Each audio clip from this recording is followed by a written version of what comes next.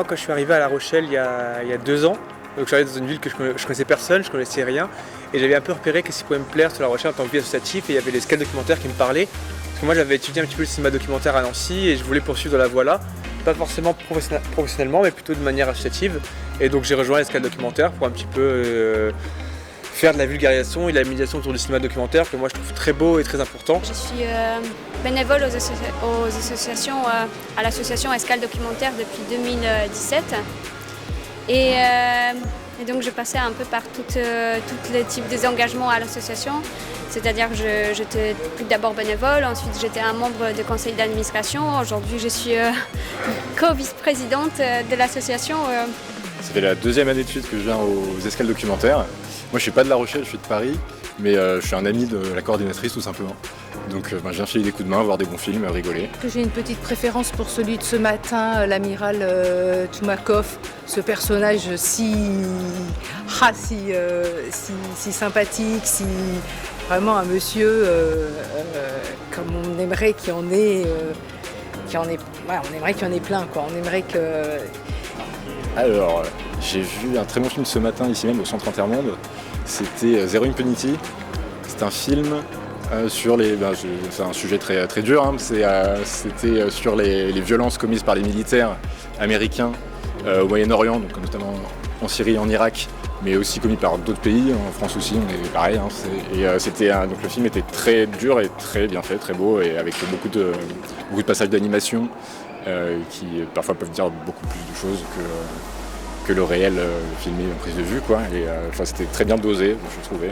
Je suis émerveillée de documentaires qu'on vient de voir là. On est à la sortie de la classe de lutte. Donc c'est un style très particulier, un langage cinématographique, je pense, très ancré aussi dans les années 60. Donc c'est chouette de pouvoir découvrir ça. Tout ce qui est programmation de Yolande Zoberman, où moi je suis un grand fan de Yolande Zoberman, et il y a eu pas mal de films qu'on a pu voir. Parce que c'est des films qui sont très compliqués à trouver, donc il y a eu notamment un film qui était un très bon moment, c'était Paradise Now. En fait c'est un film très intime et très personnel que Yolande nous a proposé et qui n'avait jamais été diffusé dans un festival, si ce n'est une fois à Berlin. Et là c'est la première fois qu'on le revoyait avec elle, et à la fin il y avait un échange qui était hyper fort et c'était vraiment une très belle chose. Le bénévolat, c'est œuvrer pour une association. Hein, donc là c'est dans le cadre d'une association, sans intéressement, on participe, on fait en sorte que les activités de l'association puissent avoir lieu.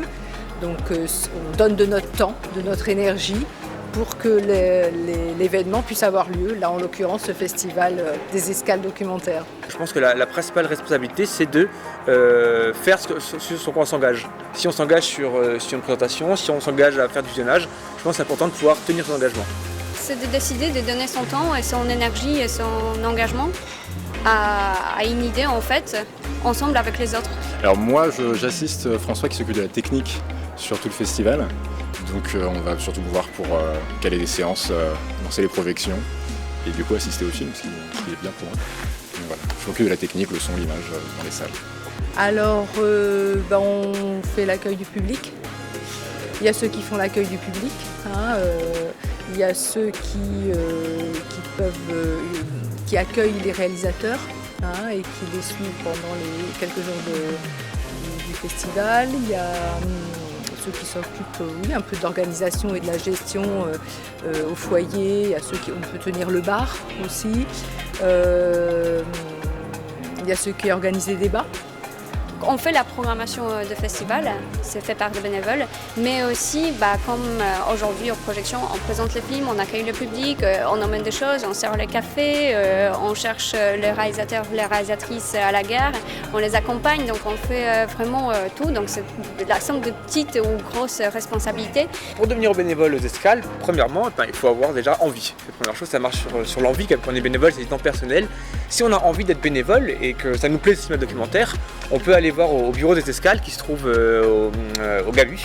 Et donc il y a Coraline et Lison qui travaillent actuellement et qui pourront répondre aux questions. À partir de février, on commence à se réunir à nouveau. Donc on a quelques réunions. Et à partir de mars jusqu'en mois de juillet, on commence à visionner les documentaires, à présélectionner les documentaires. Et là, c'est selon la disponibilité de chacun. Il y en a qui en visionnent 3-4 par semaine, il y en a qui en visionnent qu'un. Voilà, c'est selon ce que chacun peut offrir comme temps. Déjà passionné de cinéma et je ne regarde pas assez de documentaires, mais c'est un médium qui m'intéresse beaucoup. Donc c'est un peu ma caution docu tous les ans de venir aux Escales et de rencontrer des gens, de rencontrer des réalisateurs, des gens passionnés comme moi, des gens dans la culture. Et donc ouais, c'est très motivant.